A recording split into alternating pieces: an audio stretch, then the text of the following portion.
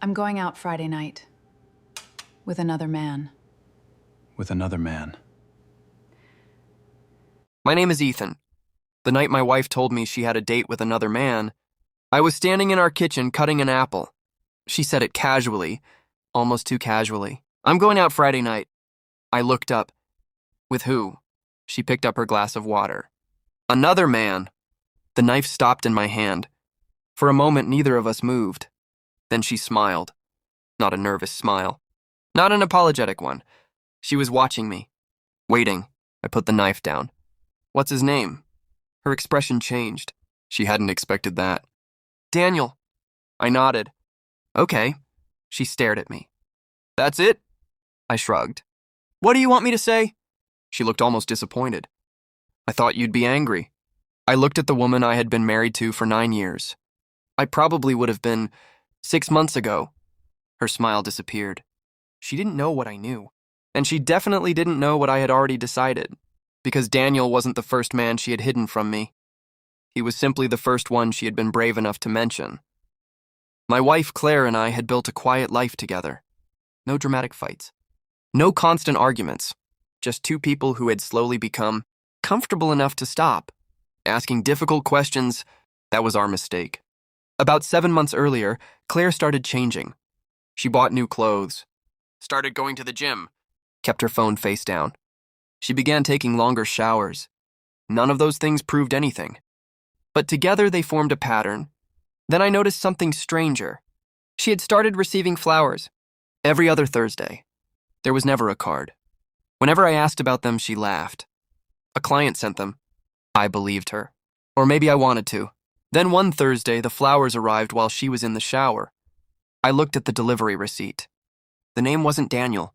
It was Marcus. I didn't recognize it. I searched the name. Marcus Hale, a real estate developer, married. 2 children. That discovery should have made me confront Claire. Instead, I did something I still don't know whether to call smart or pathetic. I stayed quiet. I watched. I started noticing the little things. Claire would leave the house at 6:30 on Thursday evenings. She always returned before 10. She never explained where she'd been. One night I checked our shared credit card statement. A restaurant. 2 people. Another charge from a hotel bar. Then another. I didn't need a detective to tell me what it looked like. But there was something that didn't fit. Claire wasn't hiding the expenses very well. If she were having an affair, why leave such an obvious trail? That question kept bothering me. So I stopped looking at Claire. I started looking at the pattern. The restaurant charges happened on Thursdays. The flowers arrived on Thursdays. But the hotel charges appeared on Wednesdays. Always one day earlier. And Claire wasn't the one paying for those. Someone else was. I hired a private investigator. 3 days later, he called me.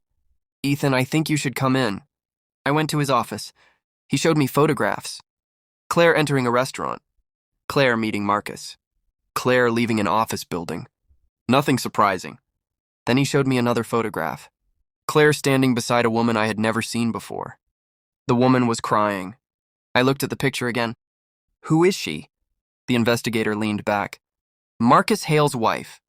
My stomach tightened. What does Claire have to do with her? He slid another photograph across the desk.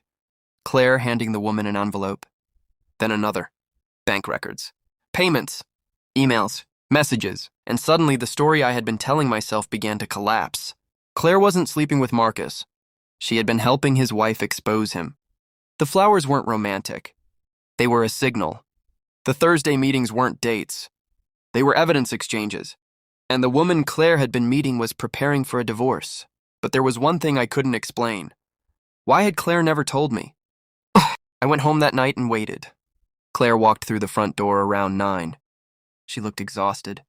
You're still awake? Yeah. She put her bag down. I watched her carefully. Claire. She stopped. Are you seeing another man? Her face went pale. Then she whispered, Who told you? I almost smiled. That wasn't the answer of an innocent woman. But it wasn't the answer I expected either. I know about Marcus. She sat down. Her hands started shaking. I can explain. I know. She looked confused. What do you mean? I placed the photographs on the table. Her eyes moved across them. Then I placed the final photograph in front of her. It showed Claire meeting Marcus's wife. She stared at it. You hired someone? Yes. Why? Because I thought you were cheating on me. She closed her eyes. I wasn't. I know that now. She looked at me. Then why did you let me believe I was? That question stayed between us. Finally, she said something I hadn't expected. Because I wanted to know what you do. I frowned. What? She reached into her bag and pulled out a folder. She placed it on the table. Inside were photographs of me. Me meeting a lawyer. Me visiting the investigator. Me checking bank records. She had been watching me too. I looked up. How long? 3 months? My anger finally surfaced. You tested me? No. Her voice cracked. I was trying to find out whether I could trust you.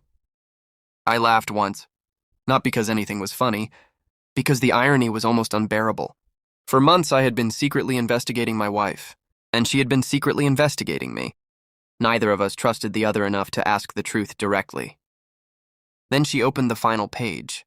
It was a letter. My name was written across the top. I wasn't testing whether you'd catch me cheating, she said. I was testing whether you'd believe me when everything looked wrong. I stared at her. What does that mean? She looked down. Marcus had been threatening his wife. Claire had been helping her gather evidence. But Marcus suspected someone inside his company was helping us. She paused. And that person was you. I froze. What? Claire pushed another document toward me. My old consulting records. Someone had used my identity to access company information. I suddenly understood. The reason Claire had kept me in the dark wasn't because she didn't love me. She was afraid someone was using me without my knowledge, and she had been trying to protect me. I sat there for a long time. Then Claire said quietly, the date was never real. I looked at her. Daniel doesn't exist. My chest tightened. So why tell me? Because I needed to see your reaction. I looked at the photographs scattered across the table. For months, I had believed I was uncovering my wife's betrayal. Instead, I had uncovered how badly we had both failed at trusting each other. I didn't yell. I didn't walk out. I simply told her the truth. You were wrong to test me. She nodded. And I was wrong to investigate you instead of asking you. Neither of us apologized immediately. Some wounds don't disappear because the truth finally arrives. But the next morning, we sat at the same kitchen table. No phones. No secrets. No folders. Just two people finally. Admitting that suspicion had almost destroyed something neither of us had actually wanted to lose. I still remember the night Claire told me she had a date with another man. At the time, I thought she was giving me a reason to leave. Now I understand what she was really giving me. A choice. And for the first time in years, I didn't react out of fear. I reacted with the truth. Because sometimes the person sitting across from you isn't your enemy. Sometimes they're just another wounded person, waiting to see if you'll finally stop lying to each other.